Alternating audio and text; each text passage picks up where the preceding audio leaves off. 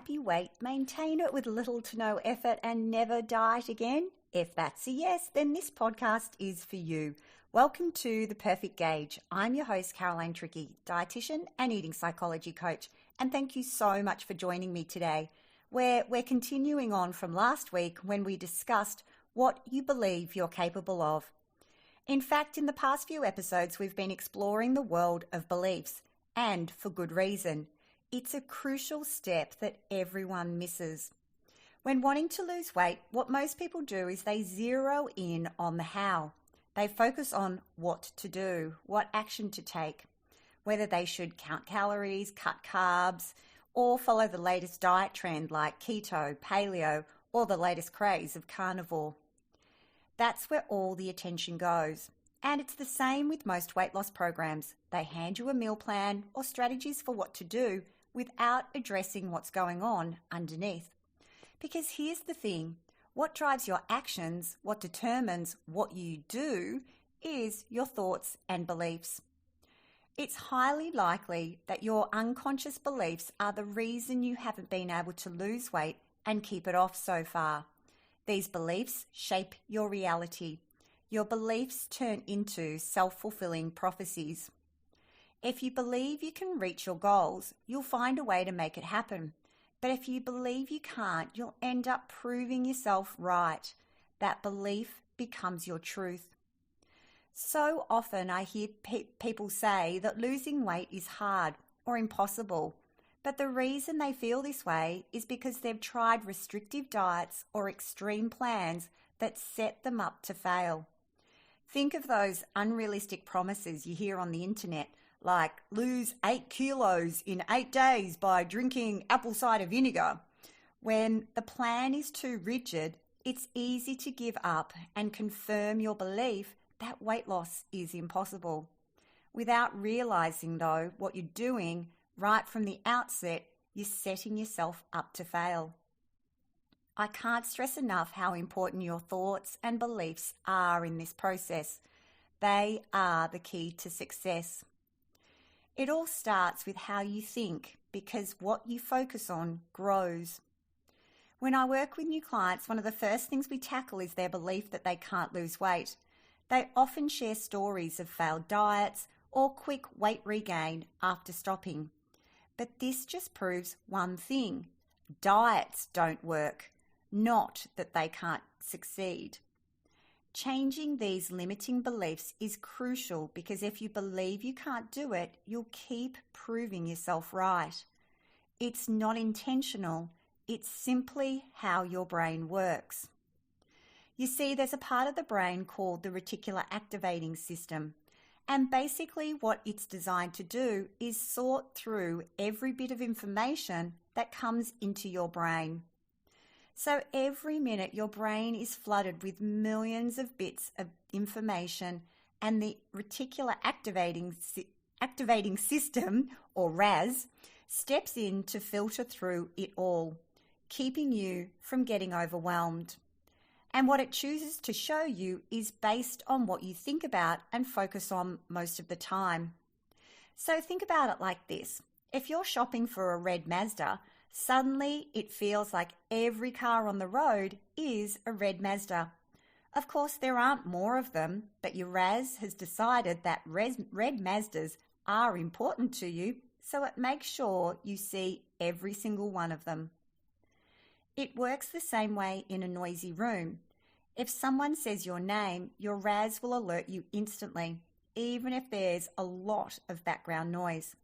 It's constantly filtering information to prioritize what matters to you. So if you're always thinking about how you overeat, your RAS will make sure you notice every time you do that. The moments when you don't overeat, they'll fade into the background. This is confirmation bias at play. Your brain loves being right more than it loves your success or happiness. If you hold onto a belief, whether it helps or harms you, your brain will look for evidence to support it. Even if the belief isn't serving you, your brain craves the certainty of proving it true.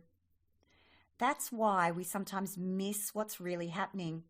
It's not that we're unaware, but our brains are busy filtering reality to match our beliefs. There's a famous experiment where people watch a basketball game and completely miss a bear walking through the scene because they're focused on the ball. The RAS does the same thing. It filters out what doesn't align with what you think, with what you believe. So if you believe you can't lose weight, your RAS will find all the evidence to support that. If you keep replaying memories of overeating, you'll start seeing yourself as someone who can't lose weight, even if that's not how you behave all of the time. We're all so busy with life that we don't even realize this is happening, but your RAS is constantly editing what you see, creating a version of reality that matches what you already believe. There are plenty of famous quotes that support the idea that what you think and believe shapes your reality. For example, believe you can and you're halfway there. The mind is everything. What you think, you become. Our life is shaped by our mind, for we become what we think. And one of my favorites from Henry Ford, whether you think you can or think you can't, you're right. Now think about how often you say things like, I can't lose weight no matter how hard I try. Or, everyone in my family is overweight, so there's no hope for me. Or, I have no willpower and can't control myself around chocolate. These are the beliefs that hold you back. And the most frustrating part, they're not even true. If you believe you can't control yourself around chocolate, guess what? You won't. Your brain is wired to prove you right, even when your belief isn't helping you. For instance, many people are convinced they're addicted to sugar, but research shows that sugar alone isn't technically addictive. It's the combination of fat, sugar, and salt that creates that irresistible craving. Yet, if you believe you're addicted to sugar, you'll behave like it's true, proving yourself right by eating more of it. If you remember, I discussed in last week's podcast how your beliefs can physically impact how your body works. Remember the chemotherapy study I mentioned? In a trial, 31% of people who received just a saltwater injection, no actual chemo drug, still lost their hair because they believed they were undergoing treatment. Such is the power of belief. Or take another example. Participants in a study drank the exact same milkshake, but when they were told it was a low-calorie diet shake, they felt less full. And their hunger hormone levels didn't drop as much as when they drank the very same shake 1 week earlier, but thought it was indulgent, when they thought it was a high-fat, high-sugar shake. They believed this time that they were drinking a low-fat, low-sugar shake, and their bodies responded accordingly. We get what we believe. So what happens when you believe something like, carbs are evil and will make me fat? How do you think your body will respond? Or, if I let myself eat chips or ice cream, I won't be able to stop. Beliefs like this trigger a cycle where your brain seeks out evidence to make them true. Here's the real kicker. I know that restrictive diets are the main reason people struggle to lose weight and keep it off. The problem isn't with what you eat, but with the mindset you have around food. If you believe certain foods are fattening or that you can't trust yourself around them, you create a self-fulfilling prophecy. The secret isn't in cutting everything out you enjoy. It's about learning to eat what you want more consciously, more mindfully, and science backs this up. When you truly pay attention to what you're eating and take the time to enjoy it, something incredible happens. You feel satisfied with less. You're eating less without feeling deprived. But here's the thing. If you're only focusing on action steps, what to eat, what not to eat, how to exercise, you're missing the bigger picture. You need to address the deeper, underlying beliefs that are holding you back. getting in your way. Without that shift, you'll struggle to achieve lasting success. Your thoughts and beliefs are the foundation of everything else. I can't stress this enough. If you want to change your weight, you have to start by changing the way you think. Your mindset is where it all begins.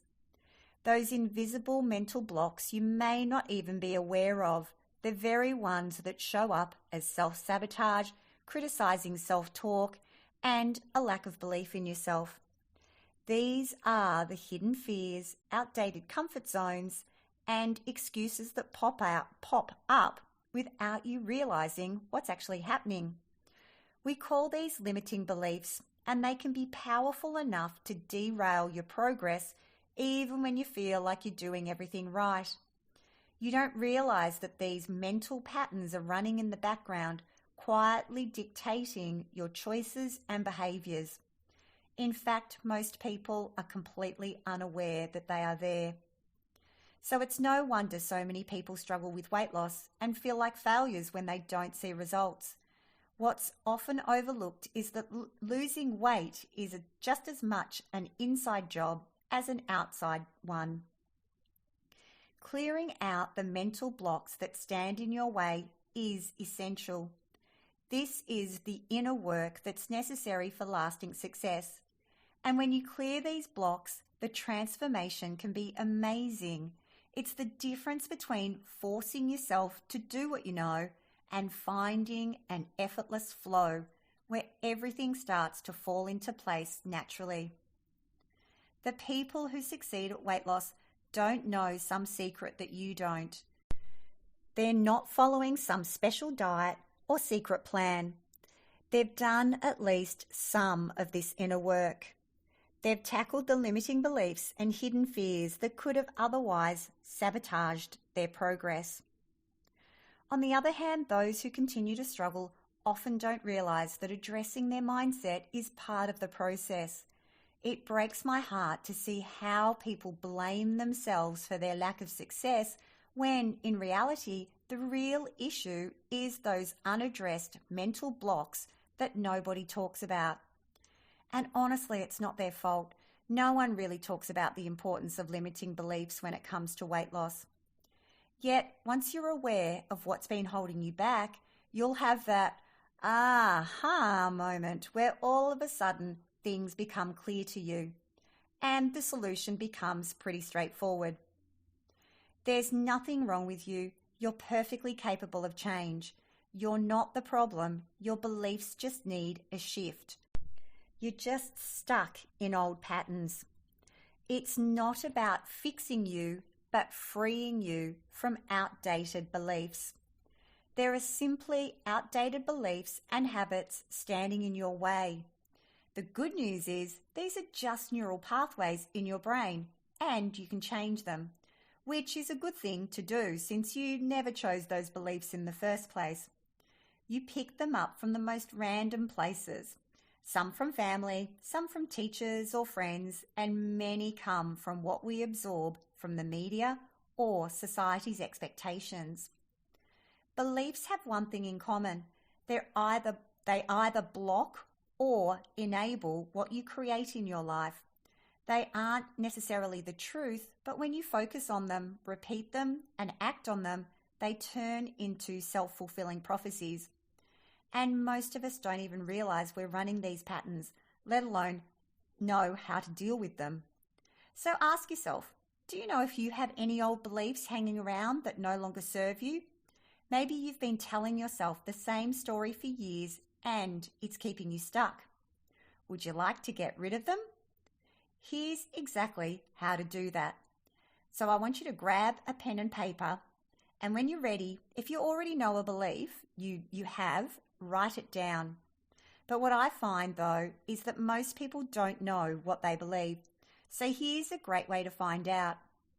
So think about what it is that you really, really want. And since you're listening to the podcast, it's probably weight loss that you want. Or it could be that you've already lost weight and are worried about keeping it off. Now finish this sentence. I can't do that because I can't do that because, and then write down whatever comes to mind. So if it's weight loss you want, finish the sentence, I can't lose weight because. Or if it's keeping weight off, I can't keep the weight off because. Don't edit it or change what comes to mind. Simply write it all down. Then when you're ready, have a look at what you've written. So you might want to pause this so you can do that and then come back to it when you've had a look of what you've written. And then I want you to go through each reason you wrote down one by one and ask yourself if that is actually true. So if what you've written is actually true, and if it's not, you may like to cross it out. So the key is recognizing that these beliefs aren't facts. They're not true. They're just old, outdated stories you've been telling yourself. Now ask yourself, what do I want to believe instead? And write down what you want to believe, and then start looking for evidence for how that could be true. Get your reticular activating system working for rather than against you. You have the power to change what you think and believe, and when you do that, you'll start getting what you actually want. So that's what I have for you this week. Discover what it is you currently believe, and then start telling yourself what you want to believe instead. Then join me next week when you'll discover what to say when you talk to yourself. And as always, if you want to learn more or get in touch, you'll find a link in the show notes. And if you're enjoying this podcast, please take a moment to subscribe and leave a review on whatever platform you're listening to it on. This will help other women find the podcast and help set them free from futile weight loss methods that don't work. I'll be eternally grateful for you doing so.